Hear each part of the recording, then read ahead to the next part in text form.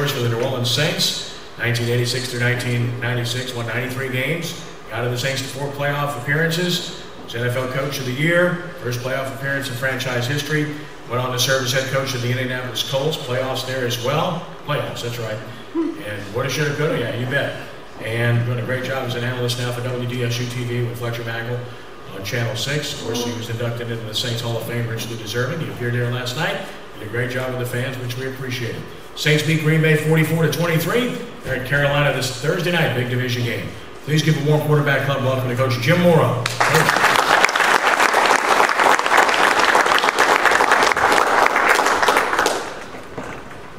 Thanks, Kenny. It's great to be here. I was here, was it last year or 2 years ago? 2 years ago, yeah. Had a good time and enjoy coming back. And I want JT and Jimmy to know this. The only time I hear anything about the woulda, coulda, shoulda thing is when I'm in New Orleans. The rest of the time is that damn playoff deal. And I'm so sick and tired of hearing that thing. So the woulda, coulda, shoulda, I kind of got a kick out of that one. When I hear playoff, forget it, man. In fact, last night I was at the Saints Hall of Fame before the game there in the Dome and signing some autographs. And I guarantee you, this is the truth. If they come up to me and they say, please put playoffs after your name, I say, no way, I'm not doing it. Anyway, about 5 years ago, it was 5 years ago, I'm retired, living out in California, and I got a call from Fletcher Mackel. And he says, hey, Jim, we do this Saints on 6 pre-game, post-game shows for the primetime games, the Sunday and Monday night games, and would you like to be a part of that and join us? Man, I said, sure, I'd love to do that. So I've been doing that now. This is my 5th year, and it's only for the primetime games, either home or away. So I've been fortunate because the Saints don't lose primetime, especially at home. They don't lose primetime at home. They don't lose primetime much at all. So every game that I've attended in the last 5 years, the Saints have basically mostly won and have played extremely well. So I was a little bit shocked because I'd heard such great things about how the Saints were going to be this year prior to the season, and I went to the Dallas game a few weeks ago. Was on prime time, so I was at that game in Dallas, and they didn't look very good, and I was a little shocked. I've always been a big believer that, you know, I think coaches get overrated. I think you win with players. I've always believed this. I don't care how good a coach you are. If you don't have good players, you're not going to win football games. I know some coaches are better than others, but you need talent to win. Talent wins. And so I'm thinking, well, maybe the Saints aren't as good as people thought they were going to be. Maybe they just don't have the guys that they need to have to be a playoff caliber team and win the division. Well, and so they've started off poorly. You know, they're 2-4 going into the game last night, and people. One of the questions that they asked me last night on TV was, is this a must-win for the Saints? And I thought it was I didn't think it was a must-win. I think first of all, it's too early in the season for it to be a must-win. And the good thing about the Saints is that the division is bad. When I say bad, it's not. There's no team that's running away with the division. So at 2-4, basically, and now 3-4, they're still in it. They're still in it. They're probably not going to be a wild card team with this kind of a record, but they certainly have a great chance, and I expect them to win the division.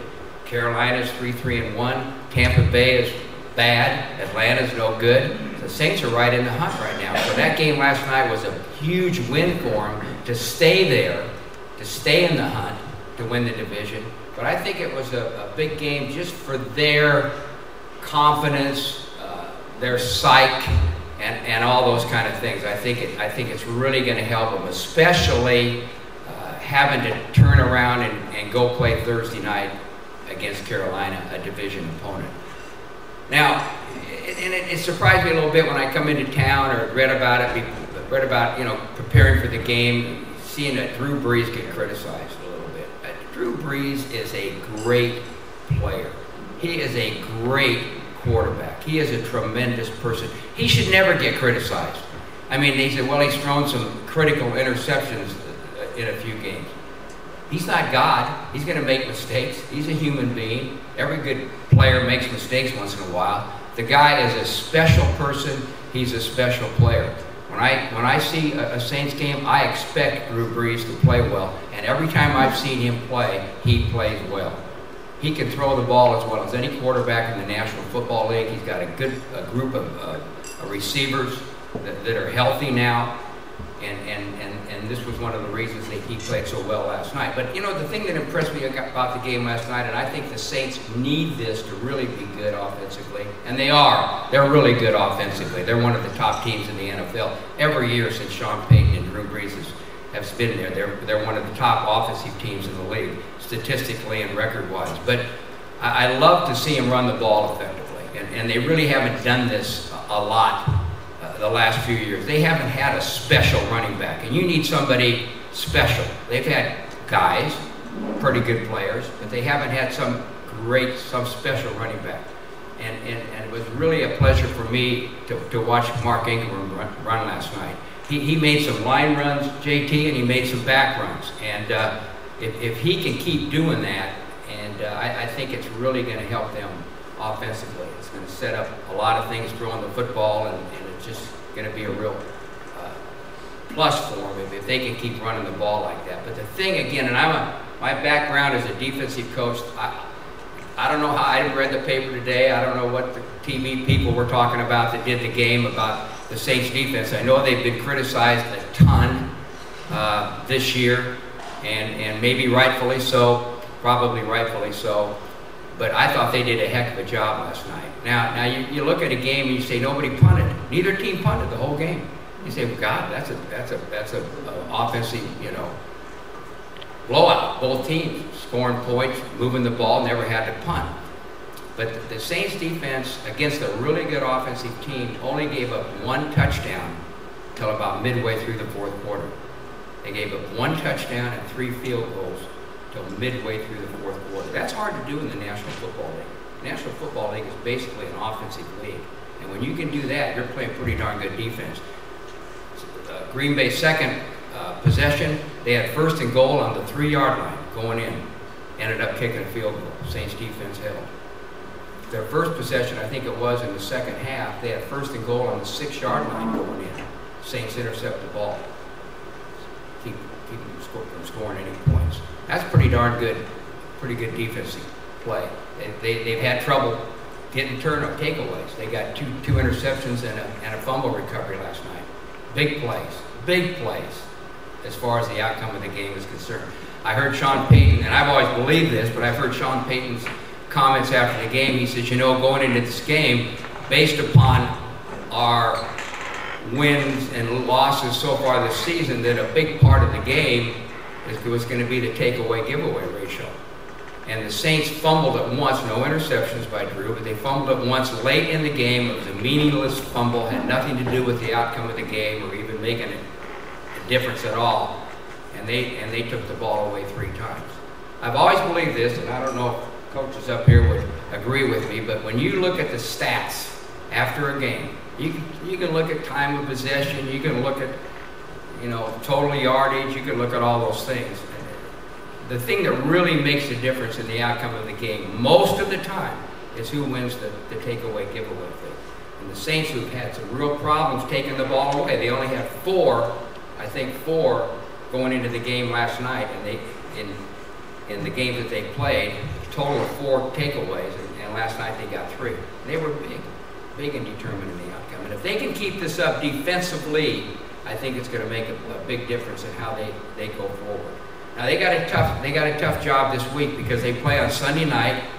And I was talking about this with JT, and Sean Payton made reference to this in his comments after the game. They play a Sunday night game. Now they got to go on the road and play a game on Thursday, just a few days away. They're at the facility today, and on Wednesday they got to get on a plane and fly to Carolina and play a game, a very, very important game because it's against a division opponent. And if they can win this one, then they're going to be in first place in the division. When they walk off the field, if they win, they're leading the division, the Saints are. So it's a big game for them. But I think the fact that they won last night, played well offensively, defensively, a really good team win for them. A kicking game, they played well, made the field goals when they had to. So I think it's a plus that they won the game and what they're going to do Thursday night. But it's when you come off a win like this, especially when you've been a little bit back and forth, you know, going into it, you got to back up this win with another big win. That's going to really be important. If they were to go into Carolina now Thursday night and lose that game to a division opponent, the team that won the division last year, it sets them back a little bit. They wouldn't be out of it, not by a long shot, but would set them back a little bit. So if they can follow up this win last night with a win Thursday at Carolina, I think it's really going to be huge. Now, after that, they have 3 home games. They play, and they can't let down. Let's say they go into Carolina and they win Thursday night. They got to play 3 home games, but they got San Francisco, Cincinnati, and Baltimore. And all 3 of those teams are potential playoff teams at the end of the year. They're all good football teams. Good football teams. So, you know, they got a tough 4-week stretch here coming up. I don't know who they play after that, but they got a tough 4-week stretch coming up. But if somehow they can find a way to win Thursday night and then come home for 3 weeks against good teams where they're tough, the Saints are tough at home, and end up winning all 4 of those games, you know, I still pick them to win the division. I just think they're the best team in the division. And I know there's some areas of weeks, you know, some areas where they're not real strong. I don't think they're really good in the secondary at this point. But, you know, and when you're not good in the secondary in the NFL, that's tough. But if they can protect the football, maybe get some takeaways, run the ball a little bit better, I think they got a chance to definitely win the division and get into the playoffs. Any questions? Yes, sir. Yeah, Coach, I agree with you that this was probably the most complete team win we've had this year. And they've also struggled so much on the road. But why is it so difficult not to repeat a performance like this on the road? What's that now? Why is it so difficult for them to repeat this? I don't know. See, this is my. I've always had the philosophy that I don't care whether you're playing at home, on the road, in snow, in heat, in Africa, in Russia, whatever. The best team wins. Okay?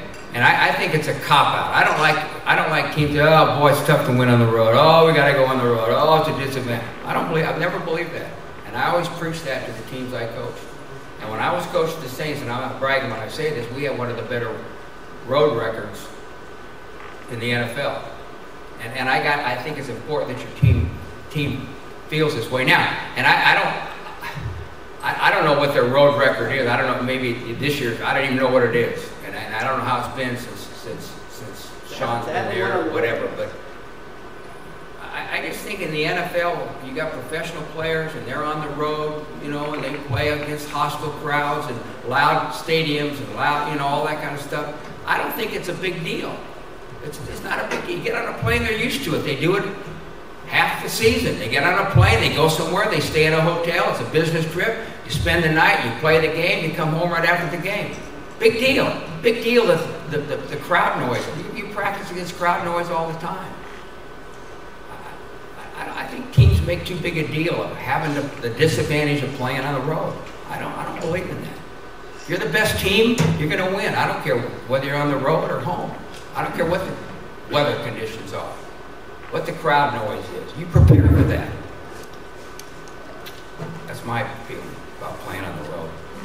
I don't know how you guys feel.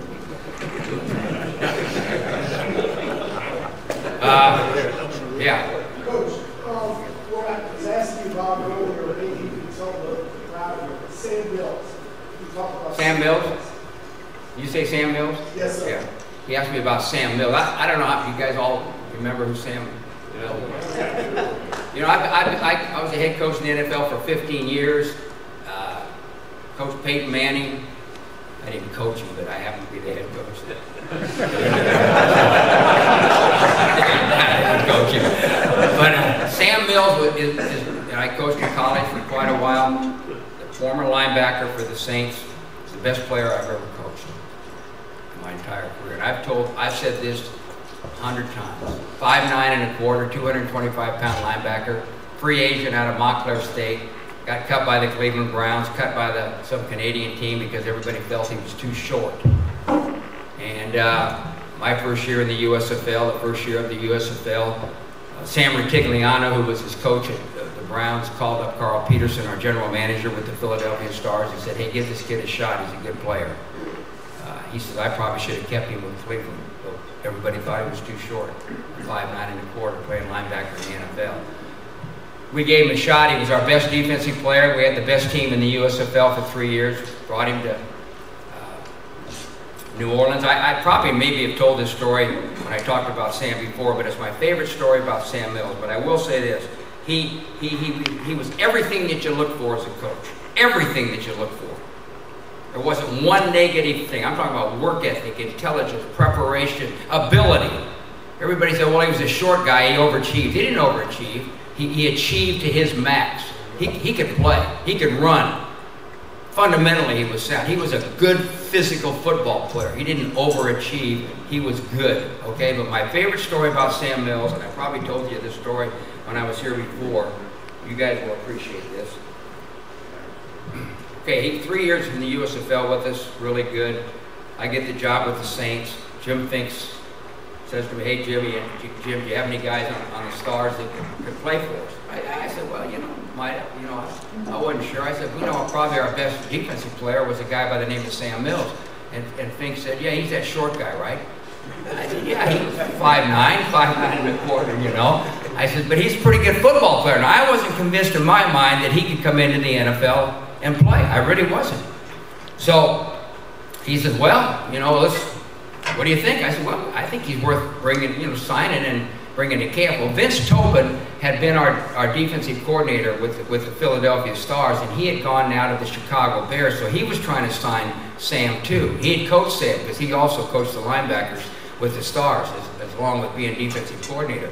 But this Chicago had Mike Singletary. They played a 4-3, so then he had one middle linebacker, and Singletary was there. We were going to play a 3-4 with two inside linebackers, which what we played at the Stars. So we ended up signing Sam, and because of that, he felt like he'd have a better chance to play with the Saints and the Bears. The Bears were, like coming off a Super Bowl win and all that kind of stuff. And the Saints hadn't won more games than they lost in the last 20 years. But anyway, he thought maybe he could make it with us.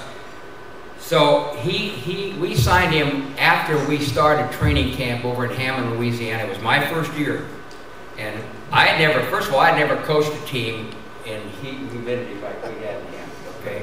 And I'm trying to make an impression, and I'm killing them. I mean, I'll be honest with you, I was lucky somebody didn't die on me the way I was. I was lucky.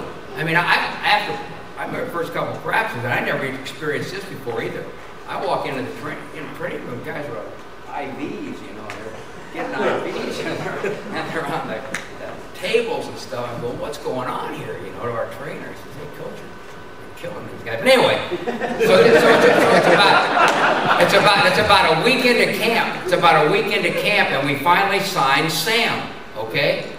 And I'm telling you, these players are not liking Jim Mora, from how we're pushing over there in Hammond. And I mean, it was like 2 a days, full gear, every practice, the whole thing. But anyway, so Sam shows up, morning practice. They've been there about a week, and early drill, 9-on-7 drill. It's the offensive line, a tight end, quarterback, and running backs against defensive line linebackers, okay? And it's an inside run drill. You're going to run from basically tackle to tackle. The offense knows it. The defense knows it. It's a tough drill. Now, is it totally 100% live? No, but it's pretty darn close to being live. All right, I'm standing there. First time the defense huddles up, and we had some really good-looking defensive linemen. Frank Warren, Jumpy Geathers, Bruce Clark, Jimmy Wilkes. I mean, really, really big, good-looking defensive linemen who were good players too.